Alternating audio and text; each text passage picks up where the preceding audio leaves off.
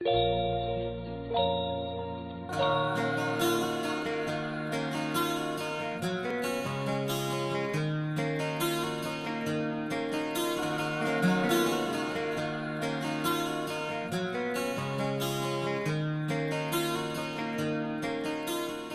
बिटिया श्रुति और बेटे नकुल,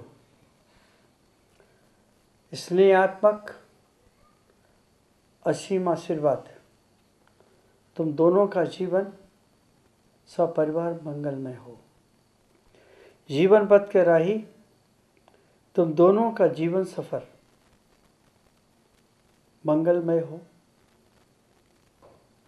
एक नया गारहस्थ जीवन की शुरुआत तुम दोनों कर रही हो।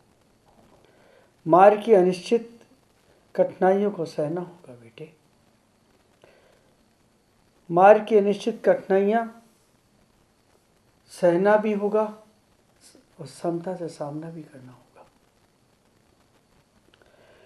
जीवन के पथ में तुम्हारे जीवन की इस राह में विचार भेद होंगे, मन भी अशांत होगा, कभी किन्हीं कारणों से तुम्हारा विरोध भी होगा। तब विवेक से काम लेना बेटे। जब भी अपने विचार बड़ों के सामने रखो तब अहम के साथ नहीं, तब सहज निरभिमान से अपने विचार रखना। बात मनवाने के लिए नहीं, स्वीकार करवाने के लिए नहीं, मार्ग दिखाने के लिए विचार रखना है तुम्हें। जब बहुत आवश्यकता पड़े तब रखना। तुम राम की सिया बनकर रहना और राम को सिया के राम बनकर जीना है। ये आत्मीय प्रेम, आत्मीय संबंध पूरे घर को, पूरे परिवार को, पूरे कुटुंब को मंगलमय बना के रखेगा और घर को ही स्वर्ग बना देगा। यूं समझो कि दो शरीर, आत्मा एक है, दो मुख, आवाज एक है, दो मस्तिष्क, विचार एक है, चार चरण, चार कदम, लक्ष्य, मंजिल एक है। मस्तिष्क, चरण, मुख अलग अलग होने के बावजूद भी आंखें लक्ष्य पर, रूप पर, उद्देश्य पर टिकी रहे। आंखें एक बना के रखना। विरोध में प्रतिक्रिया नहीं बिटिया, क्रिया करना। प्रतिक्रिया में विद्वेष होता है, ईर्ष्या होती है, विषाद हो जाता है, मन अशांति से भर जाता है। तुम संस्कारित परिवार की बेटी हो, पहाड़िया परिवार की बेटी हो। अब नए संसार में प्रवेश कर रही हो। अब तुम्हारी परीक्षा होगी, तुम इस परीक्षा में सदा सफल होना है।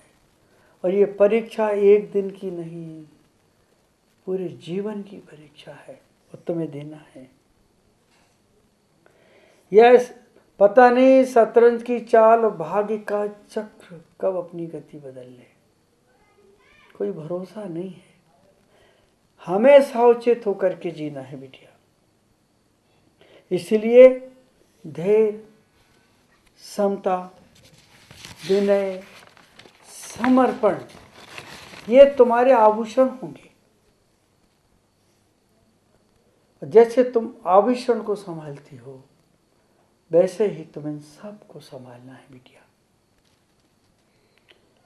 इन्हें ही जीने का आधार बनाना।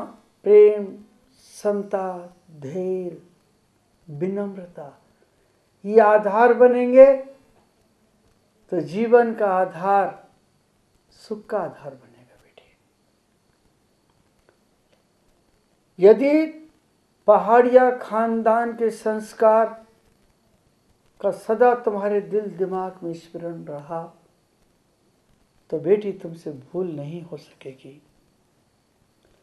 सीता की भांति तुम अग्नि में प्रवेश करोगे और शीतलता का अनुभव करके तुम जगत के लिए प्रेरणा बनोगी और परिवार के लिए प्रेरणा बनोगी,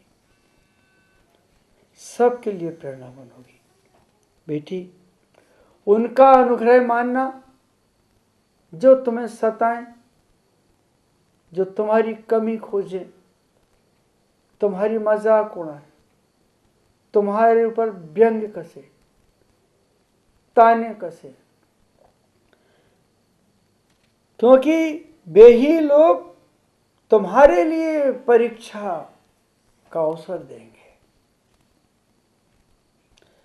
विनम्रता से सब सहन करना, समता से उनके प्रसाद को, उनके शब्दों को पचा लेना बेटा। फिर तुम पाओगे इस परिवार में मेरा कोई शत्रु नहीं, मेरे अहंकार और मेरी महत्वाकांक्षा के। इसलिए विवाह तो हो चुका है, संबंध बन चुके हैं, माता पिता ने अपना पूरा फर्ज निभा दिया है बेटा। अब तुम्हें अपना फर्ज निभाना है और अपने खानदान की, अपने संस्कारों की, जो संतों के साथ रह करके तुमने जिया है और जाना है, सीखा है, वो अमृत में सबको बांटना है बेटी।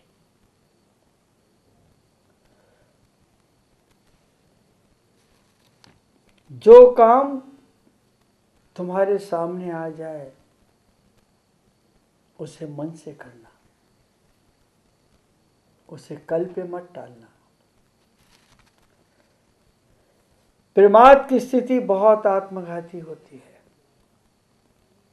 उससे मात, अविश्वास, आक्रोश, व्यंग, आलोचना और निंदा ही प्राप्त होती है। हाँ, एक बात का और ध्यान में रखना, गृहस्थों का मार्ग, दाम्पत्य जीवन का मार्ग फूलों का नहीं, कांटों का है।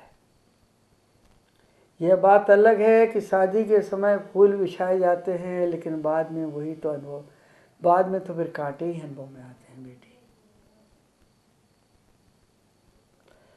जो कांटों पे चलने का सामर्थ्य रखते हैं, साहस रखते हैं, वे ही फूलों को पाने के हकदार होते हैं, सुख के पाने के हकदार होते हैं। बस इसी आशा और विश्वास के साथ मेरा आशीर्वाद है बेटी, तुम गुवाहाटी की शान बन गई, पहाड़िया खानदान की आभा बन करके। नाम भी श्रुति है और श्रुति का अर्थ होता है ज्ञान, एक ऐसा ज्ञान जो व्यक्ति को जगाता है, मंजिल पे पहुंचाता है। मेरा आशीर्वाद दोनों हाथों से है बेटी, तुम फूलो, फलो, सबका आदर करो, कोई कुछ भी कहे तो प्रसाद समझ के ग्रहण करो।